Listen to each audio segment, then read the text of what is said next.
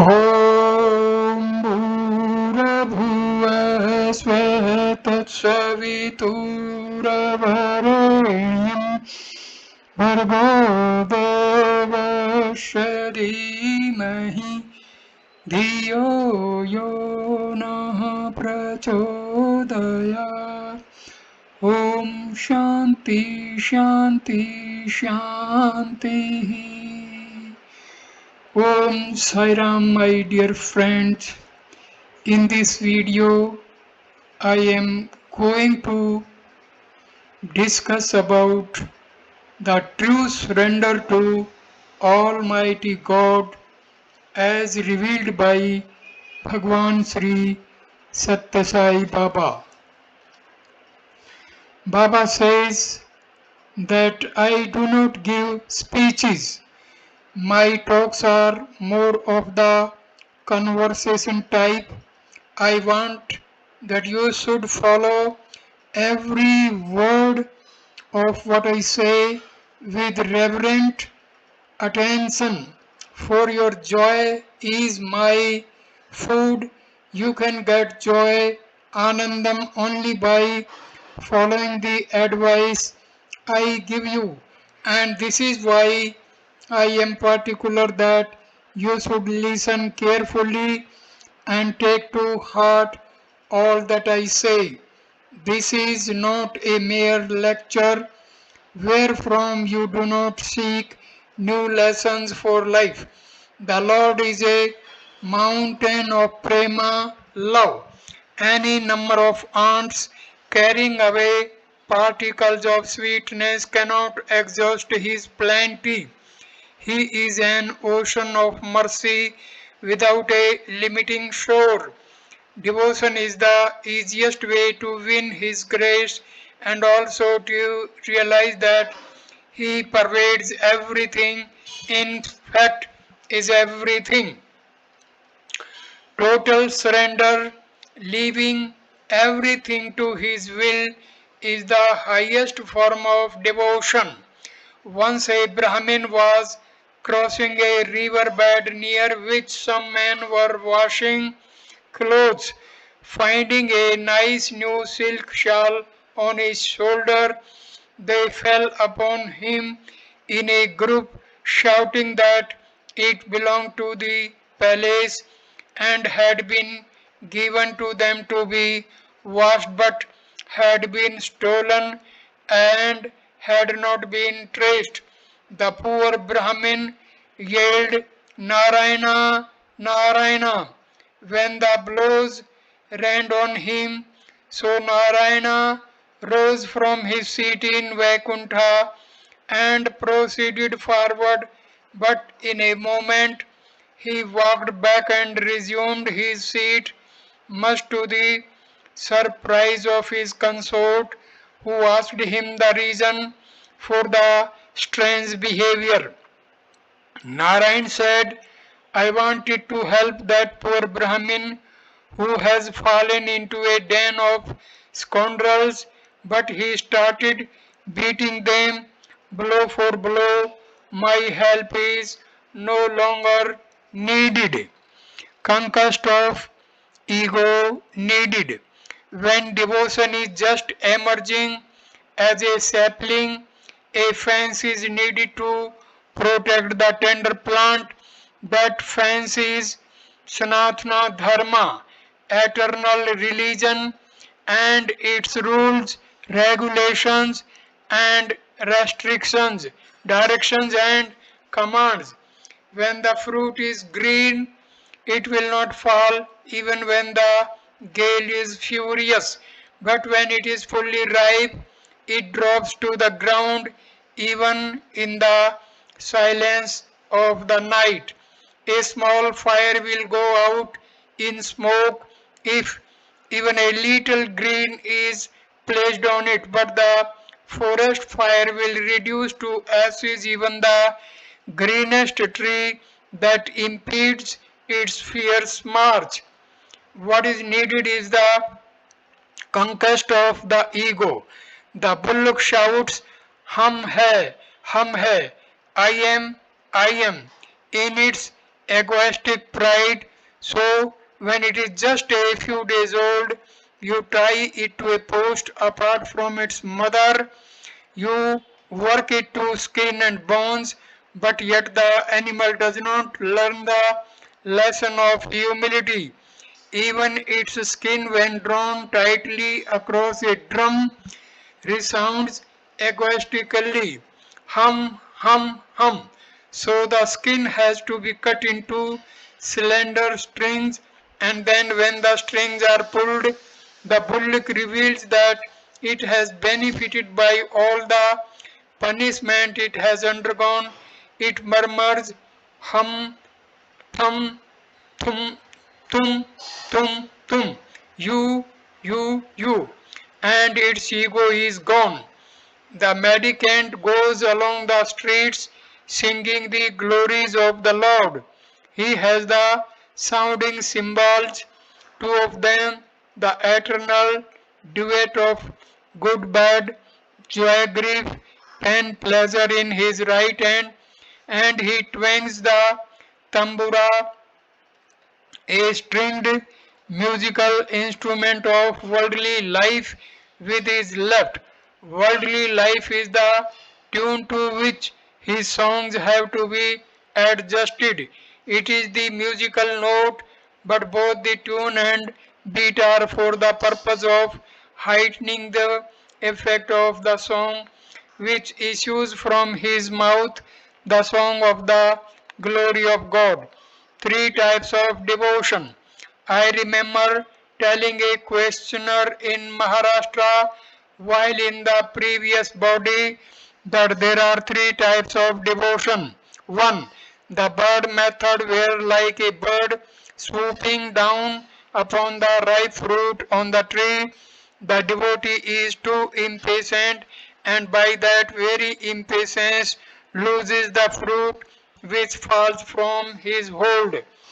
2. The monkey method, where like a monkey that pulls towards it one fruit after another, and by sheer unsteadiness is not able to decide which fruit it wants.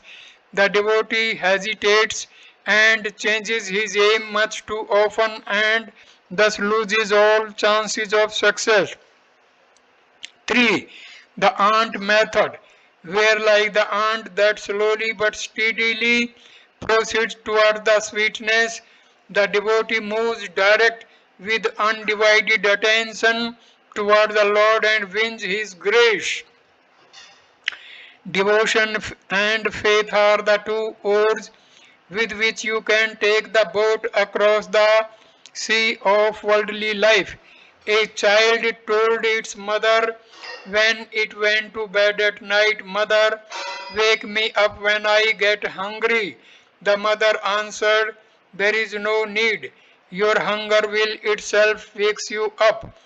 So too, when the hunger for God comes, it will itself advise you and make you seek the food you need.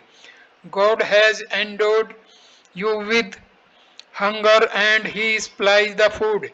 He has endowed you with illness and He grows the specifics you need. Your duty is to see that you get the proper hunger and the right illness and use the appropriate food or drug. Man must be yoked to the worldly life and broken. That is the training that will teach that the world is unreal.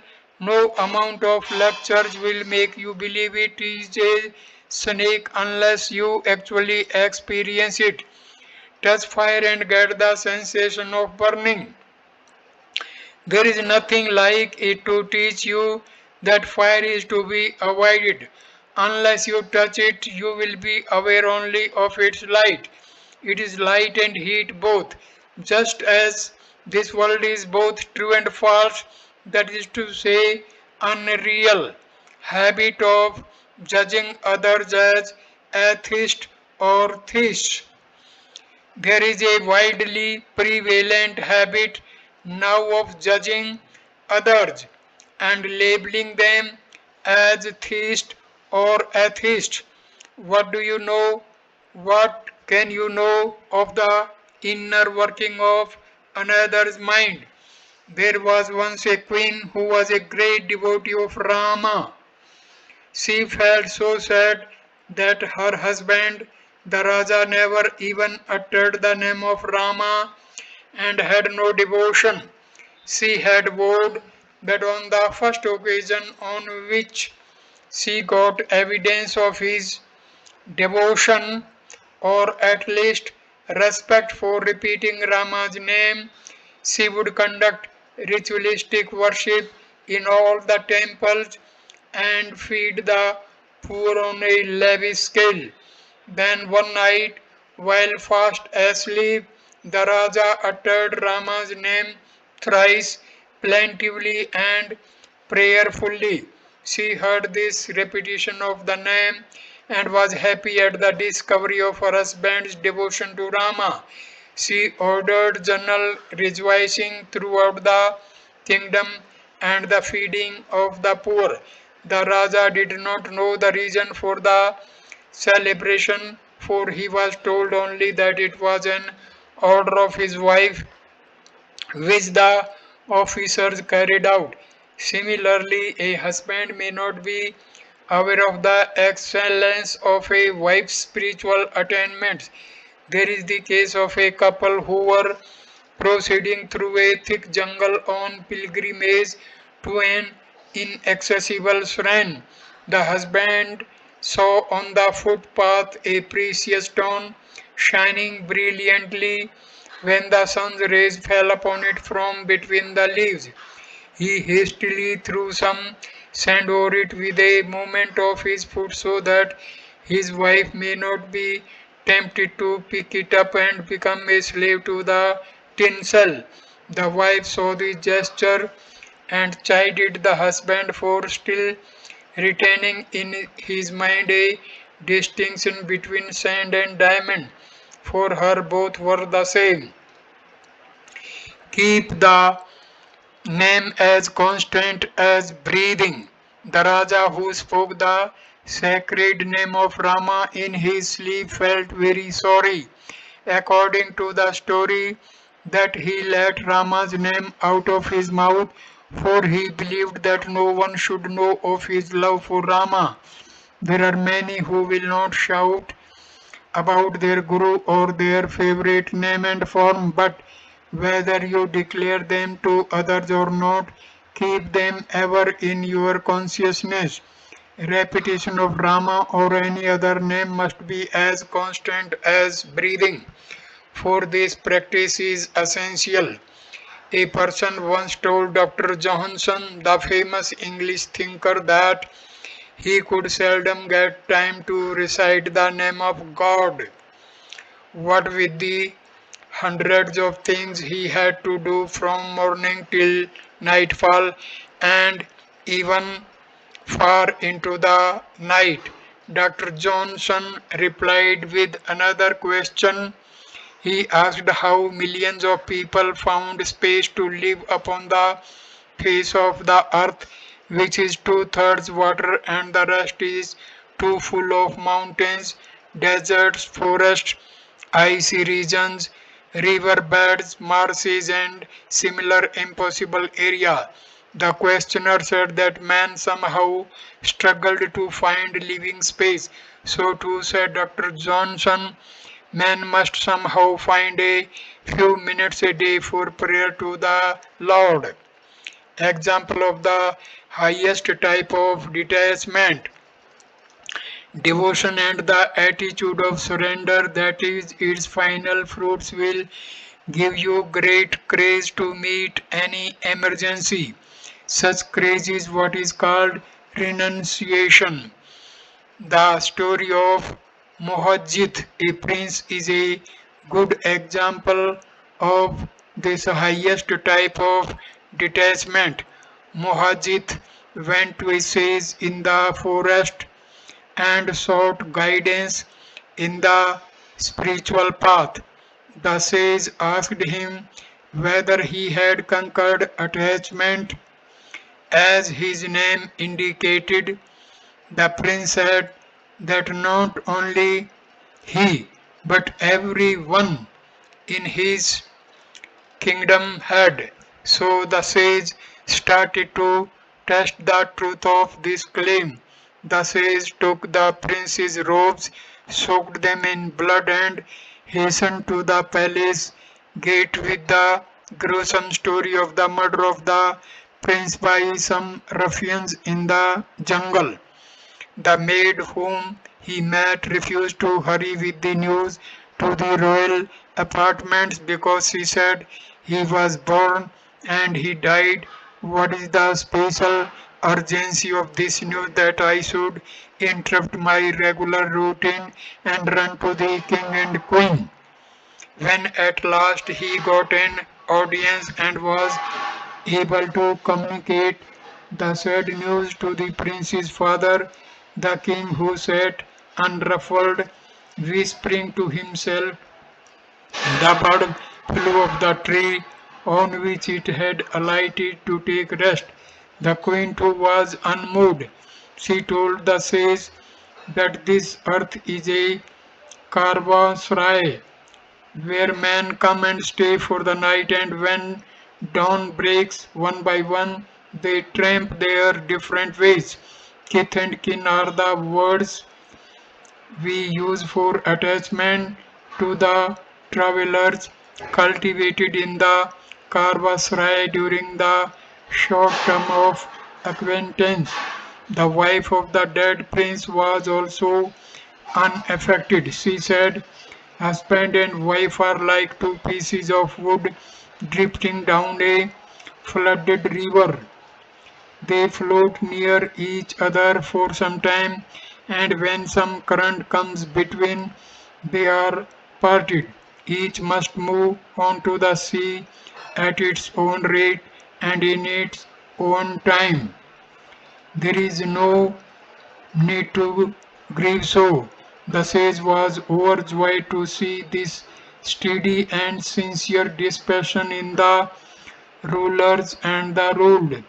He came back to the forest and told the prince that while he was away, a hostile army had invaded his kingdom and slain the entire royal family and captured his kingdom and enslaved his subjects.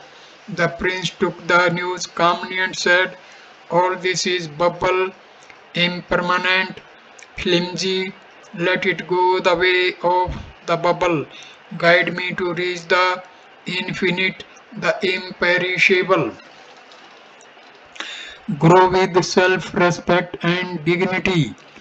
Such grace comes out of the grace of the Lord. It needs generations of learning and struggle. Meanwhile, you must start with the first step, the cleansing of the mind and the cultivation of virtue. Even if you do not start with this step, at least do not laugh at those who do and discourage them. Do at least this much. Then do not depend upon others for doing your work, like attending to your personal wants. Do them yourself. That is real freedom. Again, never accept anything free from others. Pay it back in service or work. That will make you self respecting individuals. Receiving a favor means getting bound to the giver. Grow with self respect and dignity. That is the best service you can do to yourself. There is no seniority or juniority among devotees. Uncle Moon is uncle to all the children of the world. So also the Lord is everyone's father, in whose property everyone can claim a share. But in order to get it, you must reach a certain age, a certain standard of intelligence and discrimination. The infirm and the idiotic he will not consider fit to receive property. His property is grace, love, prema. But if you have discrimination, and renunciation. You can claim your share as of right. Bring devotion and lay it here and take from here spiritual strength. The more such business is done, the more pleased am I. Bring what you have, namely your sorrows and griefs, worries and anxieties, and take from me joy and peace, grace and confidence. In my view, there is no seniority or juniority among devotees. The mother spends more time tending the sticky child. She just asks the older children to look after themselves, but she feeds the infant with her own hand. That does not mean that she has no love towards the grown ups. So, too, do not think that because I do not ostensibly pay more attention to one person, that person is beyond the ken of my prema. Note this also: in this avatar, divine incarnation, the wicked will not be destroyed, they will be corrected and reformed and educated and led back to the path from which they have strayed. The white ant infested tree will not be cut, it will be saved. Again, this avatar will not select some place other than the place where the nativity took place for the center of its divine sports, miracle powers, and divine instruction. This tree shall not be transplanted, it will grow where it first rose from the earth. Another specialty is this: the avatar has no affinity or attachment in its career to members of the family wherein it appeared. Unlike the appearances as Rama, Krishna, etc., where the life was played out mostly among and for the family members, this avatar is only for the devotees, noble souls, and aspirants on. It has no recitation of holy name, meditation, or yoga, practicing upon with God. It knows no worship, it will not pray to anything, for it is the highest. It only teaches you to worship and pray. To a worldly person, a God intoxicated man will appear mad and the person will laugh at him for it. But to the God intoxicated man, the worldly appear insane, foolish, misled, blind of all the insanities that harass people. God madness is the last harmful, the most beneficial. The world has suffered untold damage due to its mad rulers and mad guides, but nothing but harmony, peace, brotherliness, and love have come out of God madness. Thank you for watching this wonderful video. Namaskar, my dear friend. Thank you.